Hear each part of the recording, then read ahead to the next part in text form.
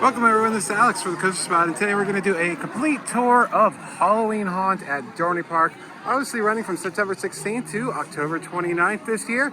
We'll show you all the entertainment, the houses, scare zones, some of the food and bars, everything, and along with some slight reviews of everything as well. And here's a quick look at the entire map. You can get this on the website as well if you want to by scanning that QR code. The majority of the green ones are the scare zones, except for two of them.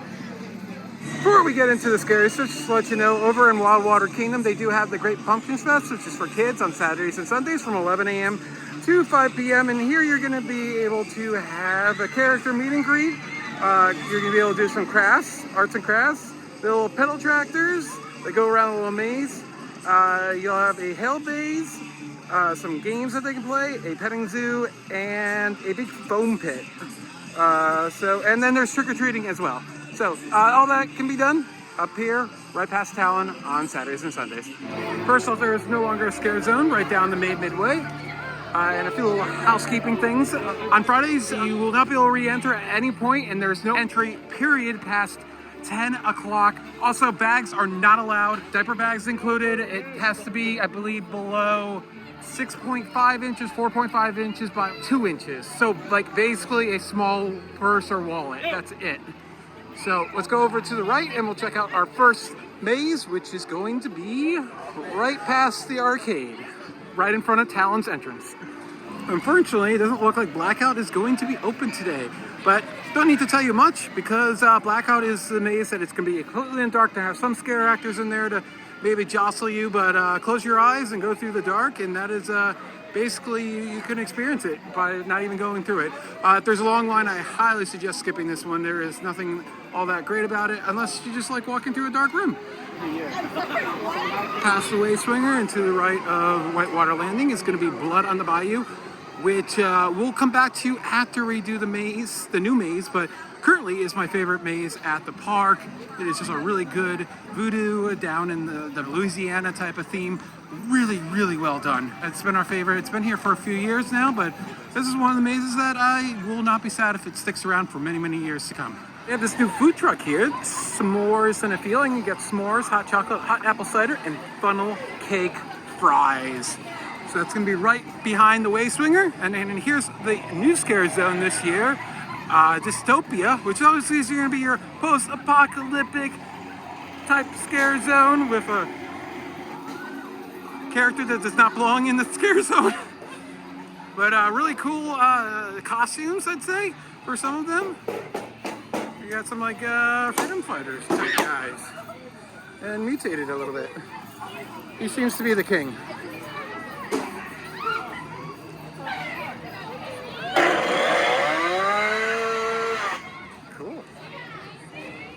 I really like the scare zone. I like the lights that they got with these big giant water tanks. Watch where you're going, there's a box in your face. There's a box in the face. it is true. So, I'd say it's a fun little scare zone. It's like Bioshock.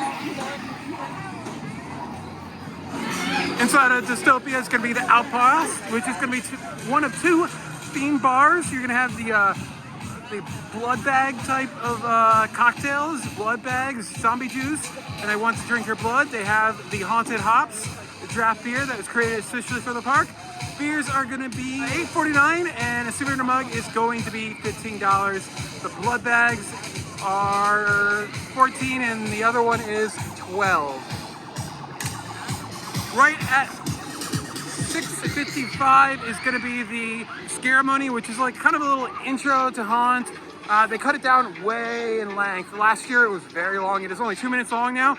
And if you want to stick around, the Illumine Nightmares will take place every hour from 7 to 10. So you can get that right after the intro thing.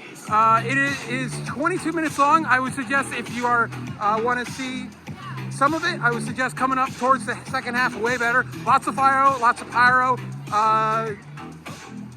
decent dancers. I wish there's a little more energy with them. They were kind of a little sluggish, but yeah, it's kind of the successor to Blood Drums. This was here last year. I didn't get to see it. But I'd say it's okay. It's the second best show of 3 that you'll be here, able to experience here at Haunt. And right to the left of Hydra is going to be our second scare zone, Carnival. This is obviously a returning favorite, where you got a bunch of creepy clowns. And he's struggling. That's fun. Oh. So there's going to be a bunch of these little things to kind of slow you down on the way down this little corridor. Oh, the camera! Hello! Hi. They should just have a lot of fun over here. Yeah, they should just have their mascot because he's more terrifying than these people. I joke. Alfundo's great, but also kind of terrifying. So now we're going to go down to the lower part of Dorney Park. We're pretty much going to take it counterclockwise from one side of the creek to the other to show you everything. And we'll end up right towards the end of the park to end it. Of course, if it is a busy night and you want to be able to do everything, they do have Fright Lane and Fast Lane, which is included with your thing, so you can get on the rides and all 7 of the haunted houses. The Ghoulish Organs is going to be very similar to the show that runs during the summer, except they're all ghouled up with some Halloween-themed songs. It runs about 20 minutes as well, and this is the one where you'll be able to kick back and relax the most. It is definitely the least favorite of the 3 shows, though, in my opinion, but definitely a great place to relax because you have all the couches and chairs to actually sit down, whereas other ones you will be standing only.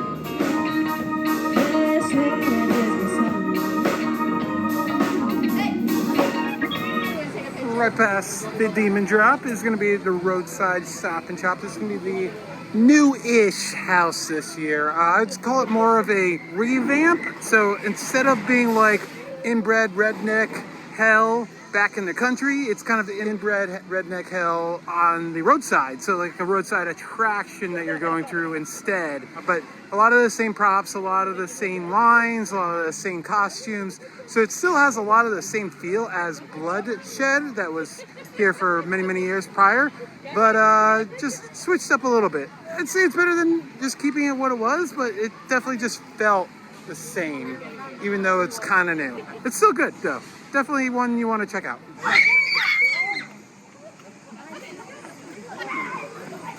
Just next to Roadside Stop and Chop is going to be this little display here. Every week they'll actually have a different theme and different characters, so it's definitely something to check out every week if you come multiple weeks.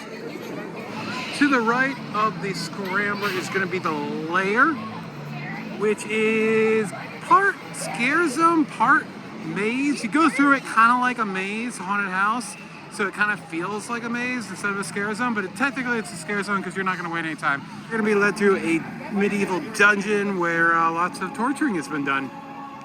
Pretty cool theming, and as I said, it kind of feels like a house, but without the weights. So always a fun little time, and as you can see, it's only one way through. You have to enter in right by the Scrambler. You exit right by the path leading to Steel Force. And as we head towards Steel Force, we're going to have 2 houses out here. You're going to have one that is outdoors, so you're not going to want to hit that one probably early on because half of it is outdoors. So you're going to want to hit that one pretty much after about 7:30, depending on what time of the year you finally get to the event at. By the end of the event, it should be pretty dark by the time all the houses open. And of course, you want to ride Steel Force when you're back here, as it is the best coaster in the park. Right to the right of Revolution is going to be Necropolis, which is graveyard themed. And as I said, it's made partly outdoors, so you want to do this one once it's completely dark for the full effect. This will probably be one of the less scarier ones because for the beginning of it, it is very wide open. They're not very narrow paths, so you don't really get that close to a lot of the scare actors. Towards the end, it does narrow up a little bit, but definitely the easier house to get through, especially if you want to try it out before it gets dark. Right next to the exit of Steel Force is going to be Trick or Treat, which is a witch-themed haunted house. Always love this one. It's a little short, but it's always a lot of fun. Going to the quarters with a bunch of witches showing you what they're all up to. Right past the Cedar Creek Flyers, once you cross over the creek, is going to be our second to last house, Enigma. I said this line last year, but I have to say it again. Enigma is just Enigma how bad it is. They took out all of the theming from their like psych ward themed house and put in a bunch of blinking lights and colorful things. There's a rotating tunnel, like 2 or 3 scare actors at most. It is not very good. It usually has a long line. If you're strapped for time, I really highly suggest you skip this one. It is not scary. However, you want one that is not too scary, this is the perfect one for you. In the Possessed Plaza here, you're gonna have the Port of Call Scare Zone. We got a lot of stuff actually going on here. Pirate-themed Scare Zone. Love it with the giant props there with the ship and everything. Looks awesome. And then you're gonna have the Skeleton Crew, which is their best show. You're gonna have a bunch of the acrobatic features on this one. We'll give you a little bit of a look at what this is all about. Definitely the best show. You want to show up a little bit early for this one. This plaza does fill up quite a lot. And then you do have the Port of Call Bar over here. Same menu as we saw up in the main area with the first show that we showed you. So same menu, so we don't need to show you again, but that's everything you got. So let's take a quick look at this show and then we'll move on to our next scare zone.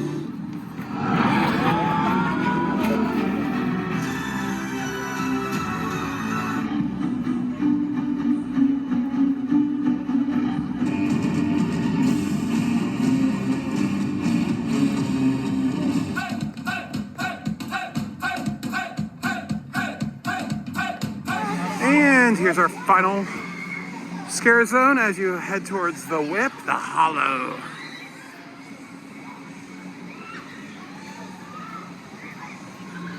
Which is kind of a like colonial pumpkin Halloween scare zone.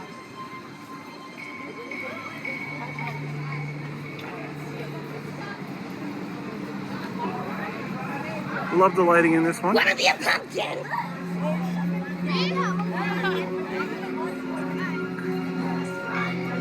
Move, we have sacrifices to make. And our final house, located right next to Chicken and Pete's, the location near the Dominator, is going to be Tourist Trap. Really good house.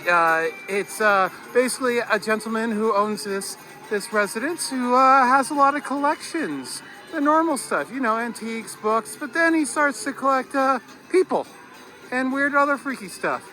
So yeah, really good house. Really enjoy this one. My second favorite house, I would say, of the 7. So that's all the houses and scare zones. And in the main gift shop here's gonna be a selection of the haunt merchandise. They have this awesome display here. Ouija board, Halloween haunt shirt. That's cool. Seems to be one of the main shirts this year. These little skulls, the skull chair. Still no one's bought that. Little trick-or-treat buckets, which remind me a lot of the ones that you can now get again at McDonald's from when I was younger, where you could get a trick-or-treat bucket as part of your hot meal, which is really fun.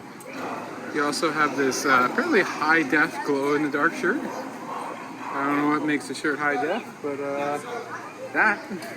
And they have some steampunk stuff. So, Halloween Haunt. It is the best event in the Philadelphia, New York area at amusement parks for sure. There might be some better independent haunts, but this is definitely the best value as you get the amusement park and all the frights. Of course, on Saturdays you can spend the full day there when they open around noon, I believe. I'll crack myself up on the right corner when they typically open if I am wrong. And of course, this is the only event of Six Flags and Hershey Park, which is doing a scary event this year that is free, included with admission. Those other two you have to pay for the houses. Of course, the atmosphere and shows are included in those other parks too. But yeah, it's a great event, and I highly suggest checking it out every year. The quality of the houses is much better than Six Flags. We're not sure about Hershey Park because it starts tomorrow as of the filming, and we will be going 2 days from now. So check out the video if you want to see what all of that is about, if it is worth your money and your time to try out the new Hershey Park event. They will have 4 houses and I believe 5 scare zones. So yep, thanks for watching. This has been Alex for the Coaster Spot. Like, comment, and subscribe, and we will see you at some more haunts this year.